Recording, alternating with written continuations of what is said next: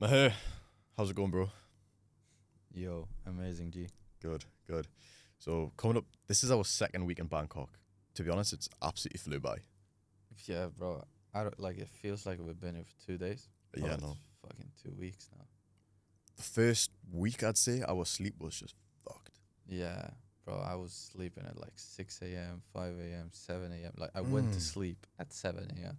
Do you know what's crazy though? Uh, I've traveled the world a lot now. For the past 15 months, I've probably been to like, I don't know, 16 different countries, yeah. probably over 50 different flights, and I've never experienced jet lag, despite going from Europe to Asia like 4 times now. Only with me.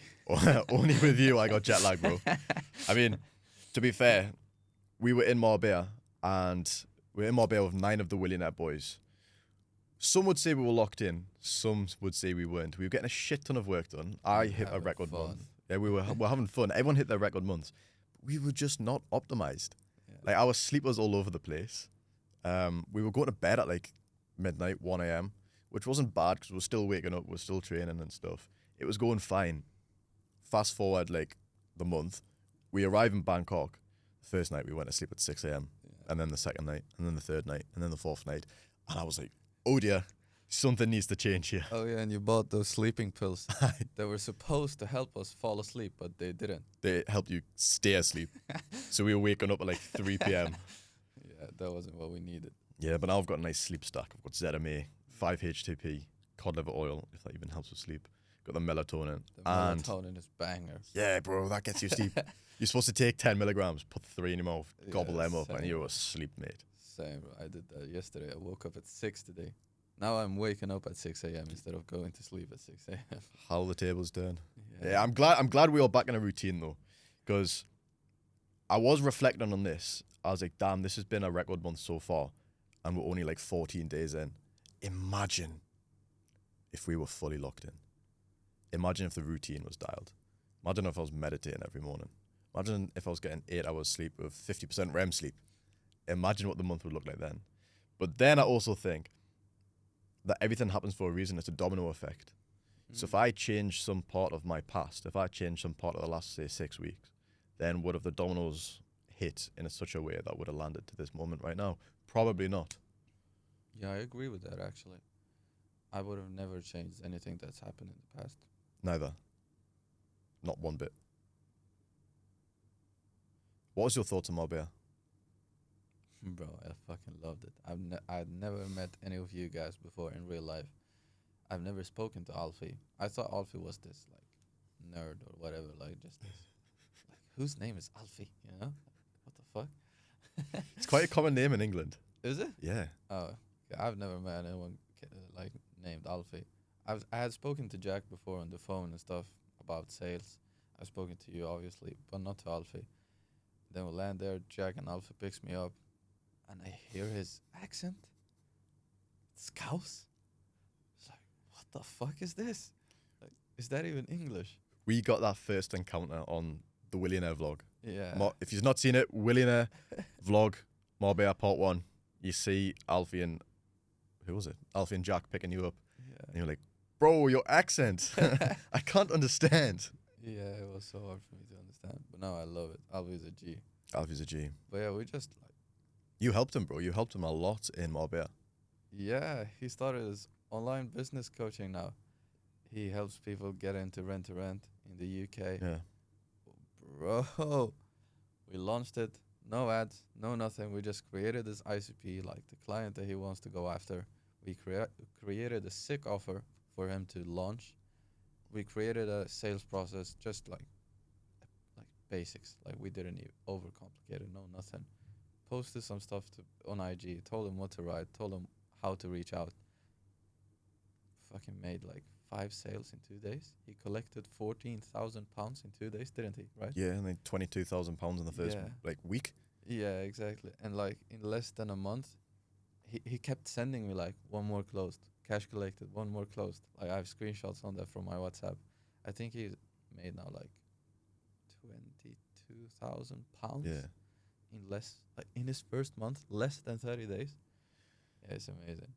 You know what that is though? That's a testament to one, yourself and all the boys individually. Like you giving him your business knowledge. Like you weren't gatekeeping anything. You were helping him generally as a friend. Jack was helping him with his sales. Whether or not he used it is a different question. Julius was helping him in the DMs. Yeah. Everyone was like putting their 50 pence in, you know, to help him do this because he was a complete virgin of the online space. He didn't have a Stripe account. He didn't use Google Calendar? Google Calendar. It was like, calendar? What's that? Yeah. And it's also a testament to like Willie there. Like, imagine if he never came on that trip. He would have never acquired those 3 properties in Marbella, 2 of them on the port side. He would have never launched his online info product, and he would have never scaled it to 22k pounds in the first month if it wasn't for like the boys in there. That's actually true. That's Crazy. what makes me feel good, you know, seeing that. Should. Yeah. Like that's like ultimate job fulfillment. Yeah. It's actually crazy. I was on the phone with him yesterday, I think, and he was telling me about like the coaching. He's just loving it. Mm. So he says now, like, I think I want to focus on this. Really? To let this be my main thing, because his mentees has also seen results.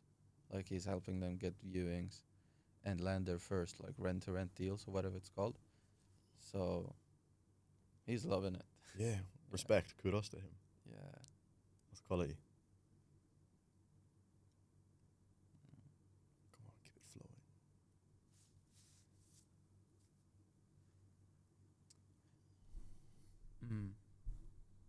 And you know what I thought was crazy also with Marbella? Mm. Like I had never met any of you guys,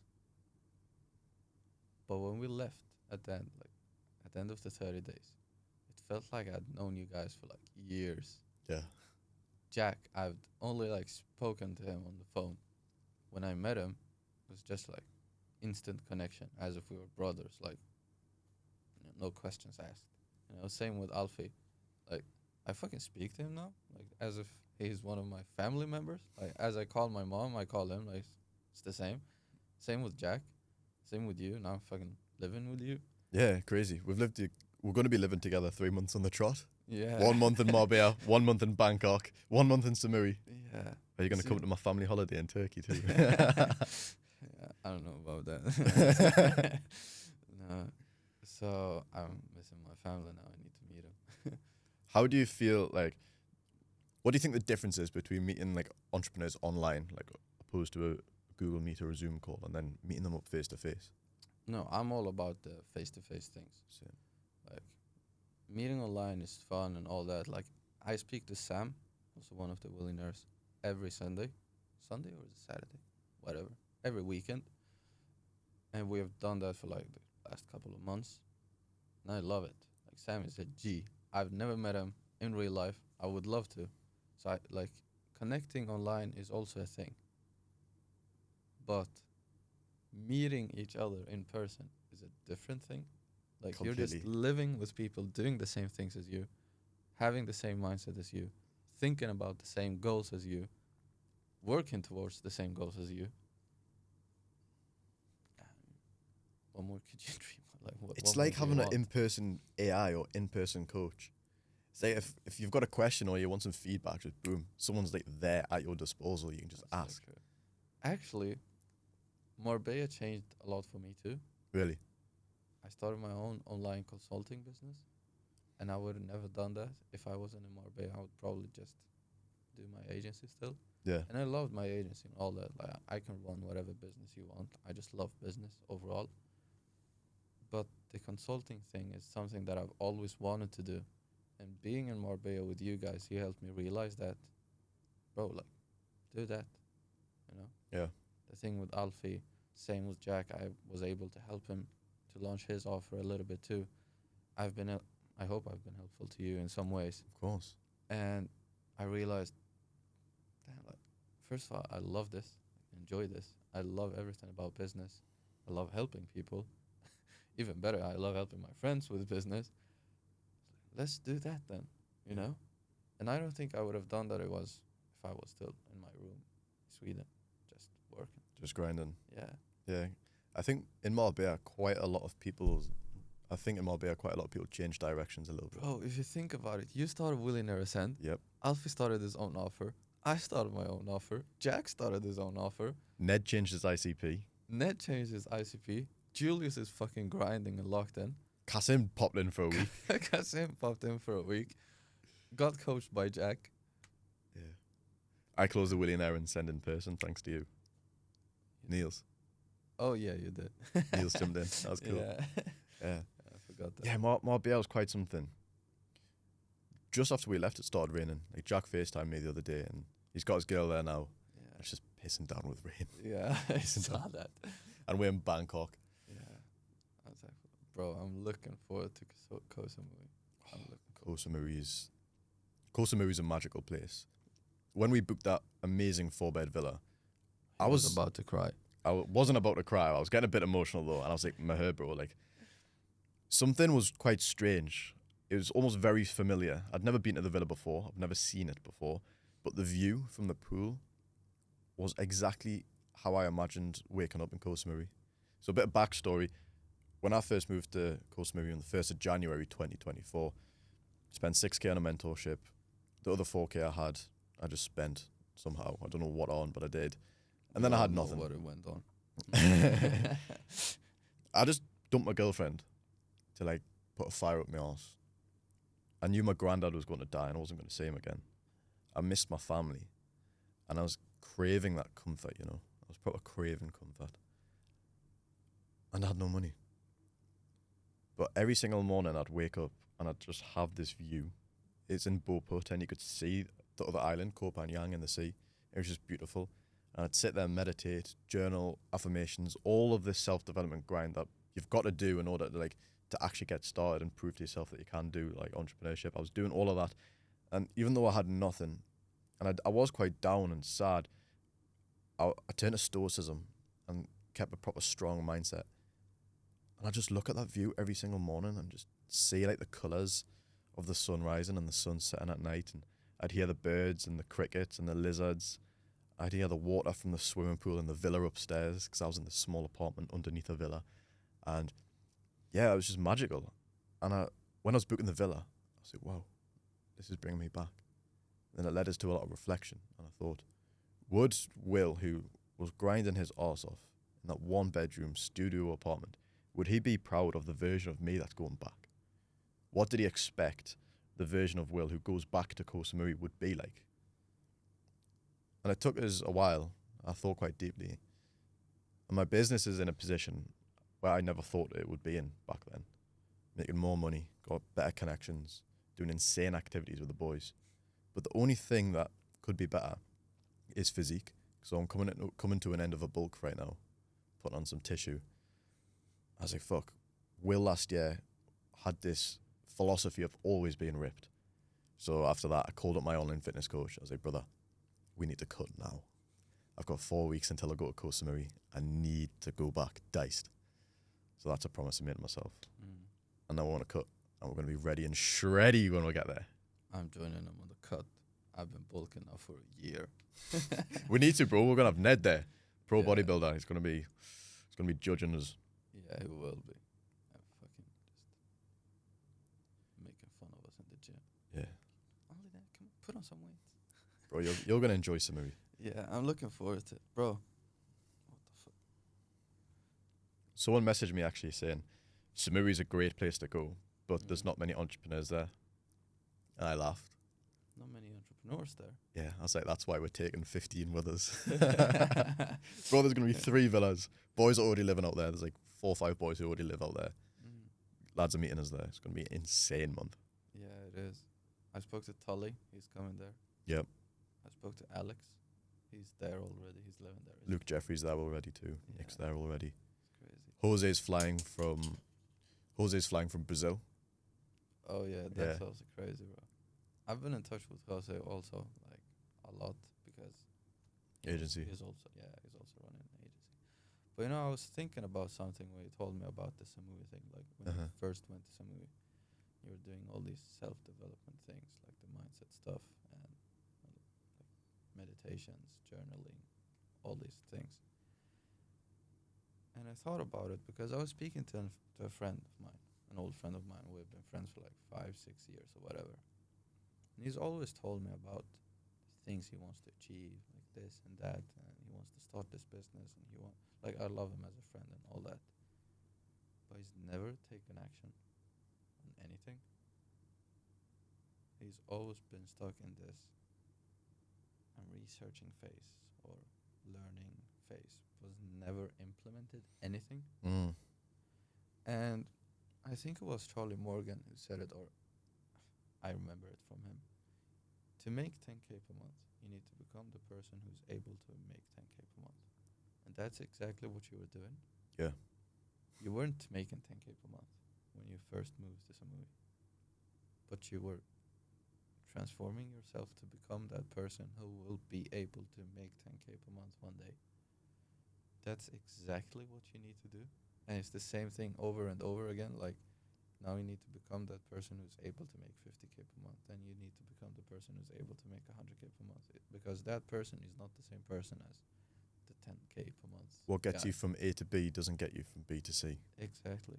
I also thought a very similar thing to you. And as 2023 led me up to this.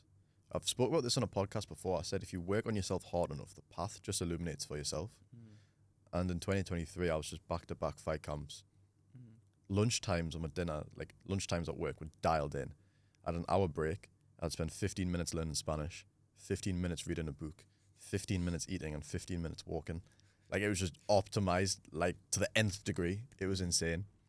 And so I didn't even know I was doing this, but in the process of doing that, I was becoming the person who makes 10K per month, building the resilience, building the knowledge from the books, building the discipline, building the work ethic, all those things combined. And that just goes to show, like, if you don't know what to do or you don't know how to do it, just work on yourself, just grind hard, become a person who's capable of more. Because like Alex Hormozy says, I know that you know this quote, bro, is he says the beautiful thing about hard work is the harder you work, the more you realize you're capable of achieving. Or words to that effect. And that's like us right now, man. Like 20K months. Will and Samiri thought that was impossible. Bro, I could never dream about any of that. Like, that was beyond my dreams 3 years ago. And now you charge like 25K for a package. Yeah, that's crazy, bro. But it's not anymore, but it was. And like, something that I thought about. I forgot my thought.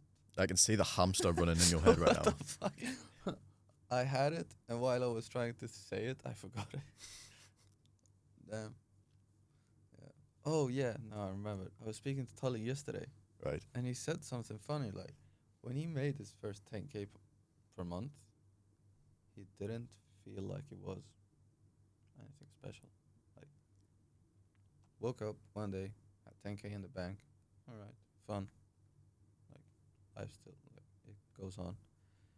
And he said something.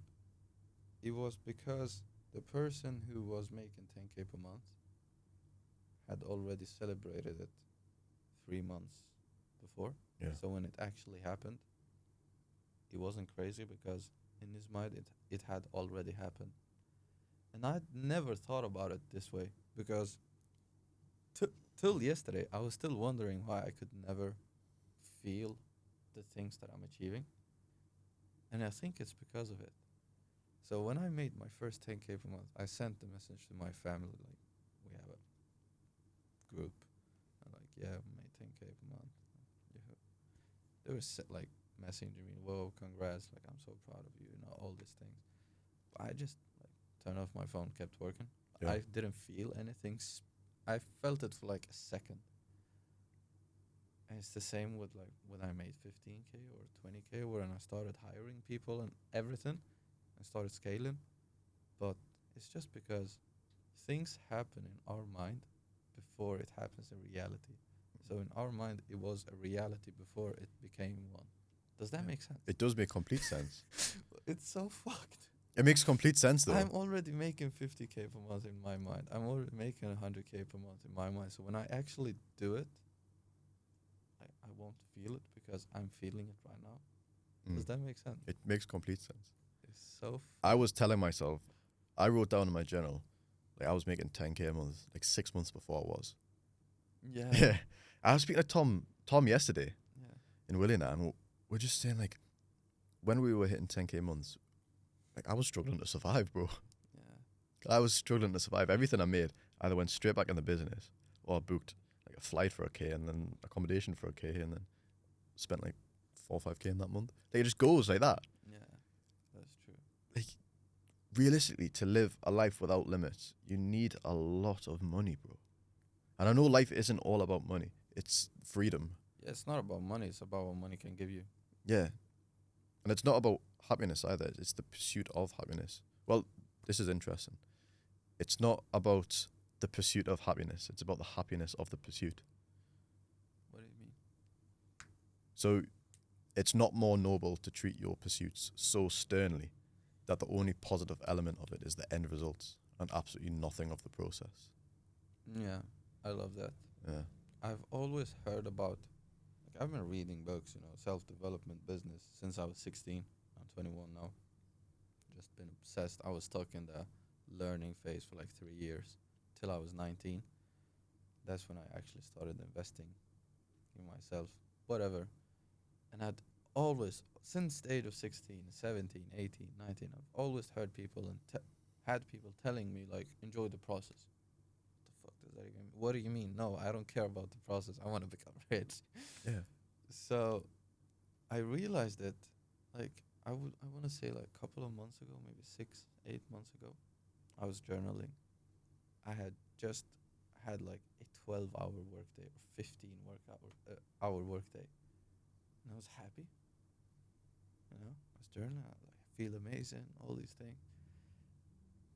And the week, like, that had just passed by, I was miserable. So I went back in my journal. Guess what I was doing the past week? Not working as hard. Not working. I had told myself, Mario, you deserve to rest because you've been working so hard. So take a break for a week, do whatever you want, have fun. That was the worst week in my life. Like, not worst in any way. I just mean, like, I wasn't happy. I was just stressed and anxious and be like, all right, I'm watching a movie, but what's the point? That's something what's that's the worth point? breaking, though. Like, that's not ideal. But Like, I'm just happy when I work. Like, that's why is good, that bro. a Like, I problem? was, like, me and Tom always I'm say, happy when I put us work. in a room, we'll either be doing press-ups or working. But, like, that's good to some degree. And it's like, when I was speaking to Lachlan, like the deep therapy guy, he was saying, like, what do I think success means to me? Or how do I become successful? It's by being disciplined, by sacrificing things. And he was like, but why? Why does success have to come at a cost? Why does your happiness have to come from working? Yes, there's a lot of pros from it, but why can't you be happy when you're doing other things? Why can't you be happy when you're chilling with your family? Why can you not be the same level of happiness and get the same level of fulfillment when you think, okay, Sundays we're going to switch off. Sundays we're going to spend with our families, maybe with some friends who we've not seen in for a while.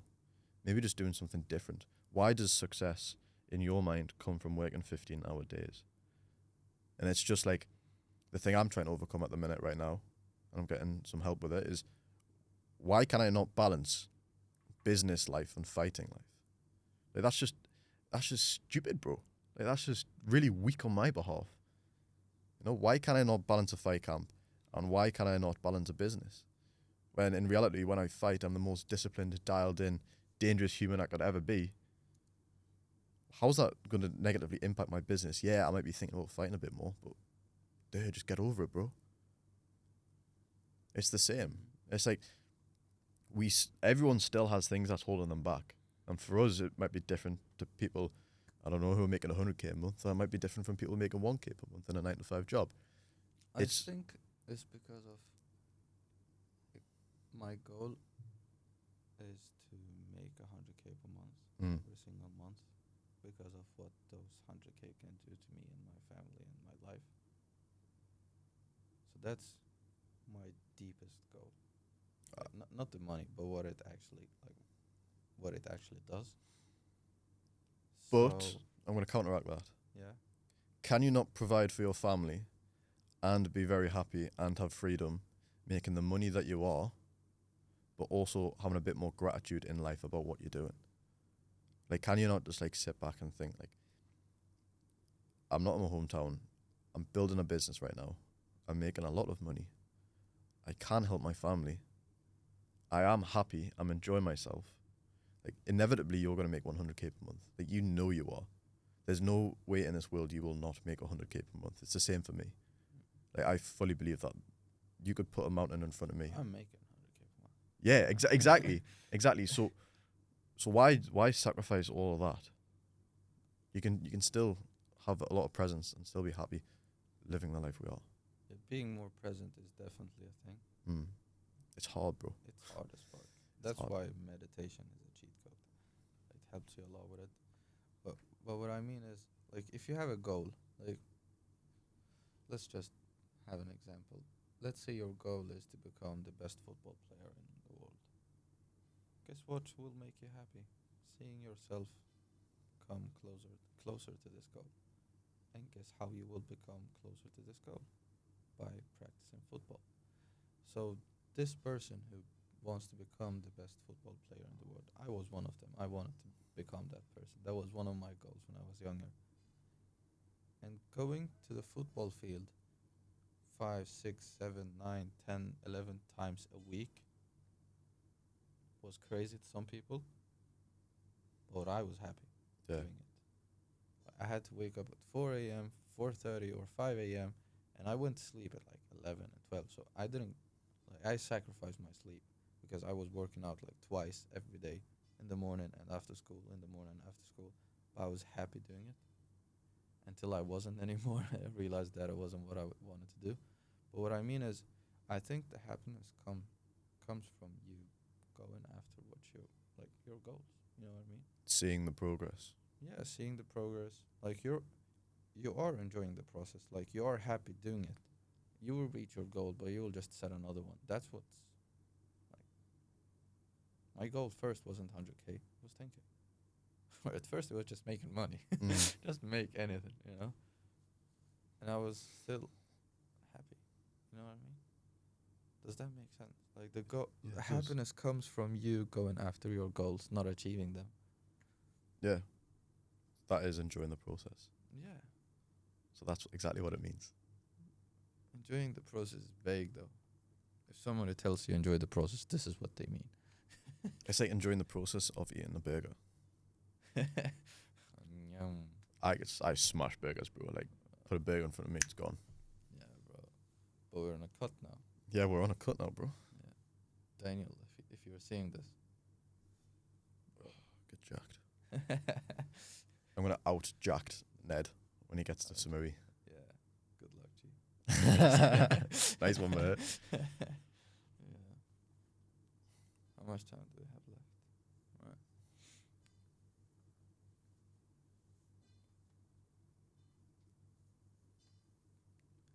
Do you have you told your story before? I'll ask you. I'll ask you. So you've just moved from Sweden. You went from Sweden to Marbella to Bangkok. The next month we're going to Koh Samui. What happened before? Like, tell me your story, bro. I was born in Syria. Move this closer. So I was born in Syria, but because of the war and everything, we had to flee Sweden, where I had some of my family, like my mom's side of the family, already lived in Sweden. So we moved to Sweden when I was 9. It was tough, as you can imagine. Like, you're moving to a different continent, not only a country. Like, you're not speaking the language, don't have a house, don't have money, no nothing. Like, you couldn't take anything with you, and you go to a new country. For my parents, they had 4 kids, so me and my 3 siblings, to take care of, like, the responsibility. We were living with my grandmother, 6 of us in a 1-bedroom apartment with my grandmother. And we did that for like a year, and then we just kept moving in these 1-bedroom apartments because it was the only thing we could afford. So the only thing that I've seen is being broke. And I think, and I'm grateful for it if that's true. But I mean, who can tell if it is or not? That's what made me want money. I think made my mind crave money. Mm. Like, you don't have it, you need it. Like, go after it. It was a good thing because, as I said, like when I was 16, I started reading business books. Like, it's not common for a 16-year-old. My friends were talking about Fortnite and GTA and FIFA, and I was also playing, but I stopped playing like video games when I was like 17. That was just end of it. I've never played since. So I started reading these books. I started reading like financial reports and for businesses like Meta, Apple, like In English. yeah, in English. Oh yeah, by the way, in English. You couldn't find them in Swedish if it isn't a Swedish company. And I did that for Swedish businesses too. It's like reading financial reports, listening to them like they had the quarterly reports and yearly financial reports. I was just reading them, following the stock market. I learned a lot about business just by doing that. I also started investing like my own money, and my own money was in Sweden. You get like 1,250 crowns every month because you're a student. So yeah, I used to keep them, save them, and then put them into stocks. I made some money sometimes, and sometimes I lost them. It wasn't the point, but for me it was fun. Like, I was doing something, you know. I still wanted to make more money. I started trading. I started drop shipping. Didn't work out, or I couldn't make it work out. I had like these. I had a whole doc. I still have it. I haven't deleted it. I still have the document with like all my business ideas. I had so many that I searched on YouTube how to pick your best business idea. Like, I had so many. I wanted to do so many things. At one time, I was running 7 different businesses. None of them were making money or like anything significant. And that's when I started like learning. By this point, I'm probably 18, 19. That's when I started learning about these things. Like, you need to become the person who's able to make 10K per month. It's all about mindset. And I thought I needed different business models. I thought I needed like different 7 streams of income, all this bullshit. And then I stumbled upon this course, this MMA course. It was a guy named Samuel. I'm actually still in touch with him. Swedish guy named Samuel. He's like 2 or 3 years older than me. Talking on his YouTube channel about SMMA.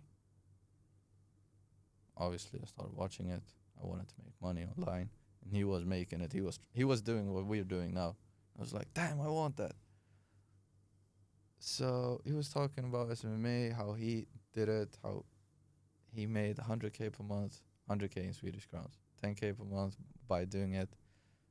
Fuck yeah, I want to do that. Then they were running this like 5-day challenge.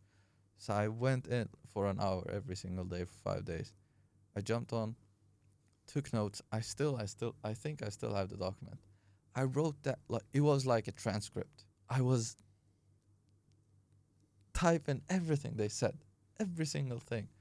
And at the end of it, obviously they pitched us. They gave us an offer. Buy our course. We will help you do this instead of you doing it on your own. By this time, I was tired of trying on my own. For 3 years, I've been telling myself I can do it on my own. I don't need anyone. I'll just make it work. For 3 years. But I was still at the same place. Like, I wasn't making money. Mm. So I go up to my dad, mom, like, yo, I want to buy this course. Yeah, all right, how much? Like, they've seen me work, so they knew I was serious about something. Yeah, how much is it? What is it? It's like, yeah, it costs 20,000 crowns and like 2,000 USD. And it's this online guy, he's telling me to do this online stuff, blah, blah, blah. They started laughing and telling me like I was crazy. What do you mean? Scam? How do you know he won't take your money? No, I know this guy. Obviously, they said no. Went down to my room again. I took out a loan on my dad's name. Bought the course. I jumped on a call with this guy. I took out a loan, bought the course, and I was like, let's just pay down the loan 24 months with my 1,250 crowns every month that I get because I'm a student. So your student loan, your student income would cover that. Yeah, exactly. Did your dad find out? Yeah, eventually he finds out. Yeah, after like a month. But the funny thing is, I was so invested. For me, it had to work. Like, this is it. Like, I need to make it work. And I did. I just went to school, watching the course every single second of my extra time at the train, while commuting to school, while commuting to my football practice. I was still working out like 14 times a week just to make it work. And I was obviously still overthinking stuff. Like, if I could go back, I would probably redo it and just like land my first client in 5 days because now I know how to do it. And I landed my first client in the first month in less than 30 days, which is supposed to be fast, I guess. I don't know. And I got my first 6,000 crowns. That was my first paycheck. That was my first client. My first client. And I have been telling myself all this time when I started with the course, when I started making money with my first paycheck, I wanna buy my family dinner. So I have booked this restaurant. I didn't tell them what it was about. I was just like, we're going to this place. I still had a girlfriend at that time. So I told her, like, we need to find a restaurant. Just taking my family there with my first money that I'm making. So I took them all, 6 of us, my girlfriend, my brother's girlfriend, now his wife, and my sister's boyfriend, the 9 of us, spent the whole 6,000 crowns on that dinner. And I didn't even flinch. I didn't care about the money. I knew I would make more next month. It was just like obvious. I will make more next month. And I did. I landed 2 more clients in like next month. I was making like 25,000 crowns still in high school. Just because of that. And in USD, what's that, like 2.5k? 2.5k, yeah. I was still in high school making 2.5k like 3 months in a row, if not even more. I was just like, bro, I'm balling. Yeah, but that must have felt good. Yeah, it felt good, bro. It did actually. I started slacking for a little bit because You got comfortable. Yeah, I got comfortable and all these things. But What did the people at school say about that? Did you receive support? Everyone started asking me about how I was making money. I have like 6 friends who I gave out the course to them, and that was my fault. Don't do that. If you have invested in yourself, don't give your friends free stuff. It's just because they won't be as invested. Yeah. They didn't take the course seriously because they weren't invested. The same course that took me to where I am now, I've invested in more stuff since, but the same course that made me my first 6,000 or 25,000 per month every single month, and I made back my investment by a lot, didn't work out for them. It's not because of the course. That's interesting. When I started to first make money, it wasn't a lot. We had a shoe cleaning business. I know. Sounds fun. It started out in our bedrooms, and then I took it to my dad's shed. That was a major upgrade. We had proper done it out, proper cool grind dungeon. And then this office unit came up for lease, for rent, and my kickboxing coach owned it, and it was underneath my kickboxing gym. I've got a great relationship with my kickboxing coach. He's helped me out so much. And he said, do I want it? It was out of budget, but I did it anyway. It was like, I don't even know how much it was. It might have been like £100 a week, if that. That's a lot. Or maybe £100 a month. I don't know. It wasn't much at all, bro. Like, it was so cheap. Okay. It might have been like, I'm just butchering the numbers here, but it was so cheap. It was so cheap. And we moved in there. We kitted out. It was sick. We had like little laptop places, everything. We had like a little workflow system going on. And then we didn't account for the electricity bills, and it was in the winter when we got this. So it was freezing. So we had the heaters on, lights on, everything. And then we got one of the youngins in the gym to help us clean the shoes, and we give them like a fiver. So we were charging £25 per pair. We were giving out a £5 to Jordan or £10 or something, and then the rest was just going on expenses, like ordering new stock. Because we did like cardboard boxes, we wrapped them up, we had loads of shoe cleaning equipment, and we're just like spending all our money, and we couldn't understand how we were in profit. We're like, what's going on? We're getting loads of clients. We're working super hard. I was there before I went to work in the morning, before kickboxing at night time, after kickboxing at night time. I can remember being in that office cleaning shoes with blood on my chest, wet kickboxing shorts on, wet hair from all the sweat, and my nipples were just like pointy as fuck because I was so cold, but I was still sweating from kickboxing. And we weren't making any money. And all my friends were like, they taking the piss. They were saying like, oh, businessman, stuff like this. They didn't know how much they thought I was making money. I let them know I was making money. And they were just like constantly taking the piss. And then I moved to Thailand, or I said I was going to move to Thailand. And people were like, yeah, right. And then when I booked the flights, they were like, oh, Will's going on holiday. Like, this was like the joke. The joke was, oh, Will's going on holiday. He's going to be back in a month or a couple of months. He's just going on holiday. Blah, blah, blah, blah. I was like, no, I'm moving to Thailand. It's a one-way ticket. I'm not coming back. I quit my job, everything. And they were like, yeah, he's going on holiday. And that proper stuck with us. That proper like gave me fire. I was like, I am not going home. Even when things weren't working out in Samui in the first few months, I was like, no way can I go home. Because Will is not on holiday right now. Will is making this work. Yeah. So that was how my business started. That's crazy, actually.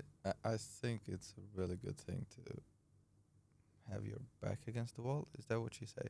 Yeah, I say Like, that. you know what I mean? I spoke about this at a few masterminds. It's like, I view life quite a lot through a fighter's lens and the eyes of a fighter. And if your back's up against like the ropes in the ring, like you're like this, and he's throwing punches, kicks, elbows, knees at you, and you don't do anything, the ref's either going to wave it off or you're going to get knocked the fuck out. So imagine in life your back's up against the ropes, but you actually try and like throw some counter punches. You move your head, you move your feet, you get off the ropes. You're back in the fight. You might have lost the round. You might have like got dropped or something, but you get back up and you keep going. And if you don't have your back against the wall, then there's not a sense of urgency. You don't have that sensation, that euphoric sensation where like, okay, this is a pivotal point. If I don't do something now, it's all over. So I love that, actually. It's the same with fitness. It's the same with life. What makes us want to change is pain. Pain is the factor that makes us want to change. And we human beings hate change. Why we hate change is because change is unfamiliar, and we hate unfamiliarity because we don't know it, which could be dangerous, which could lead to us dying. That's how our brain is thinking.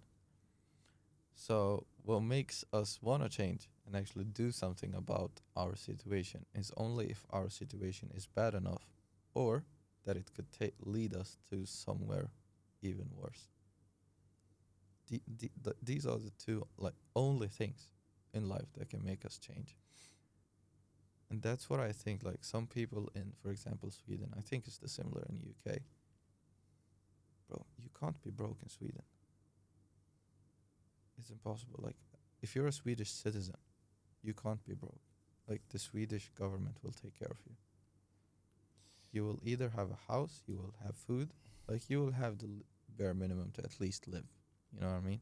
Yeah. Like you won't be able to go out in restaurants, bars and stuff. But you won't die. That's what I can tell you. So a lot of people are just comfortable in Sweden. Like, you have your phone, you have your life, you have your car or bike or whatever. You can live, you can commute. Like, it's not too bad that you have to change. And it's not so good that you're satisfied or like happy. You're just there. Yeah. Existing. Yeah. And there's nothing like firing you up to change because you're not dying. It's easy. Comfort's really easy. So you need to like create the pain. You need to create the urgency. Do you ever find yourself slipping into comfort? I could before. But now I'm just better at Better at snapping out of it. Yeah. Mm. What do you say? When I was in the UK over Christmas, I flew back from Dubai because my granddad was in really bad health. Like, we knew he was going to die, so I had to come home. So I came home, spent like a week not working, just sat by him. We were taking shifts, like sleeping and stuff. And then he passed. My head was in the clouds a bit. I couldn't really get back into work. And I was just surrounded by my family, and it was like comfortable. Yeah, I know my granddad just died, but it's quite comfortable because I was with my family. I hadn't had this in a year. And I then met a girl, and we're dating this girl. Went to Milan with her after the Bulgaria trip with the boys. And I read this quote, and it really stuck out, really resonated. It's under peaceful conditions, the warlike man attacks himself. And I wondered why I was getting these feelings and thoughts of doubt and failure, and how I'm just so comfortable being back in my bedroom I was for all these years. I thought, fuck, I need to get back out. And then as soon as I had that thought and that realization, because I'm self-aware, things changed. And then January, boom, doubled my record month. It's crazy. It is. We're going for 100k months, boys. 100k months to the moon. All right, you want to end this? Yeah. Mahir, where can people find you? Hamidan / no, not slash. What's the Underscore. underscore? Yeah. Score. Hamidan _ Maher, IG, and YouTube. HM IDAN _ MAHER. Mahir. Maher. Boys, you probably know me. Will Courtney with 3 Ys on Instagram. Will Courtney 0 on YouTube. Let's go. Mario Machiavelli on Pornhub. Blake it.